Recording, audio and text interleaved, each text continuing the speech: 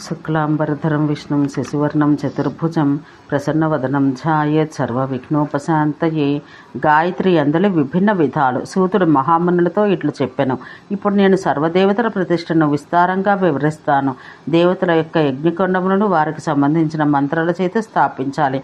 అంతేకాక విధానాన్ని అనుసరించి ఉత్సవం జరిపిన పిమ్మట దేవతల ప్రతిష్టాపన పూజలు చేయాలి. సూర్యదేవుని పూజ పంచాగ్ని లేదా ద్వాదశాగ్ని చేత సంపూర్ణ మగను. అందుకు ఉపయోగించే కుండం గోళ రూపాన ఉండాలి. అంబ యొక్క కుండం త్రికోణ రూపంలో ఉండాలి. అంబ యొక్క కుండం కేవలం ఒక వర్ధనిగా ఉండాలి. శక్తి సంబంధిత సర్వకార్యముల యందును కుండం త్రికోణంగా ఉండాలి. సర్వులను శివగాయత్రిని యత్నపూర్వకంగా చేయించాలి. ఏలనగా అవన్నీ రుద్రాంశచే ఉత్పన్నములైనవి. అందువల్ల నేను వాటన్నింటినీ సంక్షేపంగా తెలుపుతున్నాను. గాయత్రి అందలి భేదాలు. తత్పురుషాయ విద్మహే వాగ్విశుద్ధాయ ధీమహి తన్నః శివం ప్రచోదయాత్. అనగా మేము తత్పురుషుని ఎరుగుదము. మేము వాక్కు శుద్ధికై ధ్యానం చేస్తున్నాము. శివుడు మాకు మార్గం చూపుగాక. అట్లే మేము గణాంబికను ఎరిగి ఉన్నాము. మేము కార్యసిద్ధికై ధ్యానం చేస్తున్నాము. గౌరి మాకు మార్గం చూపించుగాక. మేము తత్పురుషుని ఎరిగి ఉన్నాము. మేము మహేశ్వరుని ధ్యానిస్తున్నాము. రుద్రుడు మాకు మార్గం ప్రదర్శించుగాక. మేము తత్పురుషుని ఎరుగుదము. మేము వక్రతుండుని ధ్యానిస్తున్నాము. దంతి అనగా దంతములు కలవాడు మాకు మార్గం ప్రదర్శించుగాక. మేము మహాశీలుని ఎరిగి ఉన్నాము. మేము వాక్శుద్ధి కొరకు ధ్యానిస్తున్నాము. స్కందుడు మాకు మార్గం ప్రదర్శించుగాక. మేము తీక్షణ శృంగుని ఎరిగి ఉన్నాము. మేము వేదపాదుని ధ్యానిస్తున్నాము. వృషభుడు మాకు మార్గం ప్రదర్శించుగాక. మేము హరివక్త్రుని ఎరిగి ఉన్నాము. మేము రుద్రవక్త్రుని ధ్యానిస్తున్నాము. నంది మాకు మార్గం ప్రదర్శించుగాక. మేము నారాయణుని ఎరిగి ఉన్నాము. మేము వాసుదేవుని ధ్యానిస్తున్నాము. విష్ణువు మాకు మార్గం ప్రదర్శించుగాక. మేము మహాంబికను ఎరిగి ఉన్నాము. మేము కర్మసిద్ధిని ధ్యానిస్తున్నాము. లక్ష్మి మా మార్గం ప్రదర్శించుగాక. మేము సముద్రతను ఎరిగి ఉన్నాము. కేవలం విష్ణువు చేత పూజించబడు సముద్రతను ధ్యానిస్తున్నాము. అందుచేత ధర మాకు మార్గం ప్రదర్శించుగాక.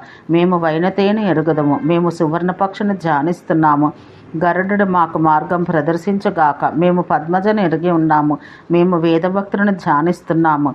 విశ్వమును సృజించిన బ్రహ్మ మాకు మార్గం చూపించుగాక. మేము శివ సాయుధ్యం ఎరుగుదము. మేము వేదరూపాన్ని ధ్యానిస్తున్నాము. వాక్కు మాకు మార్గదర్శనం చేయుగాక. మేము దేవతలకు రాజైన ఇంద్రుని ఎరిగి ఉన్నాము. మేము వజ్రభక్తులను ధ్యానిస్తున్నాము. అందుకే శంకరుడు మాకు దారి చూపుగాక. మేము రుద్రనేత్రుని ఎరుగుదము. మేము శక్తి హస్తను ధ్యానిస్తున్నాము. అగ్నిదేవుడు మాకు మార్గదర్శనం చేయుగాక. మేము వైవస్వతను ఎరిగి ఉంటమి. మేము దండహస్తుడగు యముని ధ్యానించితిమి. యముడు మాకు మార్గం చూపుగాక. మేము నిశాచరుని ఎరిగి ఉన్నాము. మేము ఖడ్గహస్తుని ధ్యానిస్తున్నాము. నిరుతి మాకు మార్గదర్శనం చేయుగాక. మేము శుద్ధహస్తుని ఎరుగుదము. మేము పాశహస్తుని ధ్యానిస్తున్నాము. వరుణుడు మాకు మార్గం ప్రదర్శించుగాక. మేము సర్వప్రాణులను ఎరుగుదము. మేము యష్టిహస్తుని ధ్యానిస్తున్నాము. వాయువు మాకు మార్గం ప్రదర్శించుగాక. మేము యక్షేశ్వరుని ఎరుగుదము. మేము గదాహస్తుని ధ్యానిస్తున్నాము. యక్షుడు మాకు మార్గదర్శకుడగుగాక. మేము సర్వేశ్వరుని ఎరుగుదము. మేము శూలహస్తుని ధ్యానిస్తున్నాము. రుద్రుడు మాకు మార్గదర్శనం చేయుగాక. మేము కాత్యాయనుని ఎరుగుదము. మేము కన్యాకుమారిని ధ్యానం చేయుచున్నాము. దుర్గ మాకు మార్గదర్శనం చేయుగాక అని ఈ విధంగా గాయత్రీ దేవతలను అనుసరించి వివిధములుగా ఉండను. వారి ప్రతిష్ఠ చేసి పూజించాలి. వారి ఆసనం ప్రణవం కావాలి. లేక భక్తులకు వారు అతులనీయమగు విష్ణు స్థాపనం పురుష సూక్తముల చేత చేయాలి. భక్తులు విష్ణు మహావిష్ణు సదావిష్ణువును క్రమంగా దేవగాయత్రి మంత్ర ఉచ్చారణ చేత స్థాపించదగును. వాసుదేవుడు ప్రధాన దేవత. సంకర్షణుడు ప్రద్యుమ్నుడు అనిరుద్ధుడు అన్నవి విష్ణువు యొక్క పృథక్ రూపములు. భృగువు యొక్క శాప ఫలితంగా ఆయనకు వివిధ రూపాలు ఏర్పడిన జనుల క్షేమం కొరకే ఈ రూపాలన్నీ ఏర్పడ్డాయి. యుగముల యొక్క ప్రత్యేక ఆవర్తన చక్రం నుండి కలుగును. ఎట్లనగా అవి మత్స్య కూర్మ వరాహ నరసింహ వామన రామ పరశురామ కృష్ణ బుద్ధ కల్కి అనునవి. భృగువు యొక్క శాప కారణం చేత ఈ విష్ణువుకు ఇతర రూపాలు కూడా కలిగినవి. వీరిని గాయత్రి రూపంలో ప్రతిష్ఠిస్తూ పూజించాలి. విష్ణువు యొక్క పూర్ణ జ్ఞానం మంత్రతంత్ర యంత్ర ఉపనిషత్తులచే గుహ్యమైనట్టువి. పంచభూతములచే విష్ణువు పంచాగ్నిచే ఉత్పన్నుడైన నారాయణుని తెలుసుకుంటూ జరుగును. విష్ణువు యొక్క మంత్రం నమో నారాయణ. దానికి ప్రణవం కలపగా ఏర్పడు ఓం నమో నారాయణాయ పరమ పవిత్రమైనది. ఇదే అష్టోత్తర మంత్రం. ఇంకా ఓం నమో వాసుదేవాయ, ఓం నమ సంఘర్షణాయ, ఓం నమ ప్రద్యుమ్నాయ, ఓం నమ ప్రధానాయ, ఓం నమ అనిరుద్ధాయ అని పలుకుతూ ఈ విధంగా ఒక మంత్రంతో పరమేశ్వరుని స్థాపించాలి. పరమేష్ఠి శివదేవుని విగ్రహాల యొక్క ప్రతిష్టను ఆచరించాలి. లింగమునకు సమానంగా వాటిని పూజించాలి. శ్రేష్ఠులకు మునులారా, పవిత్రముగా శుభరత్నముల చేత కూర్చిన సూత్రములతో విష్ణువును పూజించాలి. ప్రత్యేకంగా అచరలింగానికి అన్ని పూజలు చేయించాలి. అట్లే చరలింగాన్ని కూడా విధానపూర్వకంగా అర్చించాలి. మునులారా, నేత్రమంత్రాల చేత నేత్రములను తెరిచి ఉంచాలి. ముందుగా క్షేత్ర ప్రదర్శన, ఉద్యానవన, నగర ప్రదర్శన, తర్వాత జలములందు స్థాపనా కార్యములను కూడా ఇంతకు ముందు వలె చేయవలెను. కుండము, మండపం యొక్క నిర్మాణం, దేవత యొక్క విగ్రహాన్ని శయనం కూడా చేయించాలి. ఈ ధర్మకృత్యాలు స్థిరమైనట్టువి. ముఖకుండమునందు లేక పంచకుండములు లేక నవసంఖ్యాక కుండములు పవిత్రాగ్నితో నవకుండములందు హోమం చెయ్యాలి. పరంపరను అనుసరించి ఈ దేవతా ప్రతిష్ఠ తెలుపబడింది.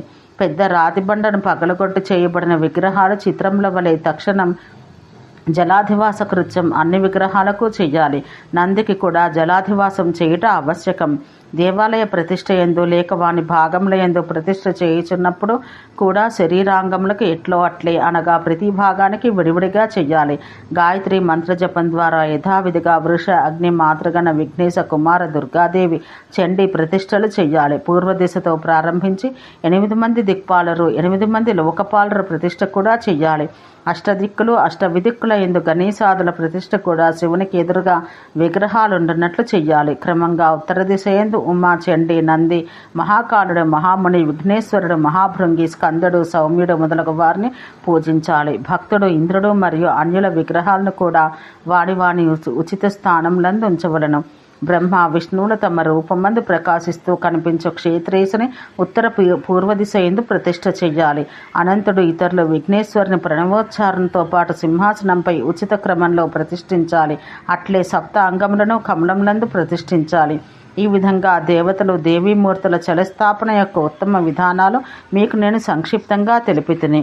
గాయత్రి యందుల విభిన్న విధములు అను 48వ అధ్యాయం సమాప్తం. ఓం శాంతి శాంతి శాంతి.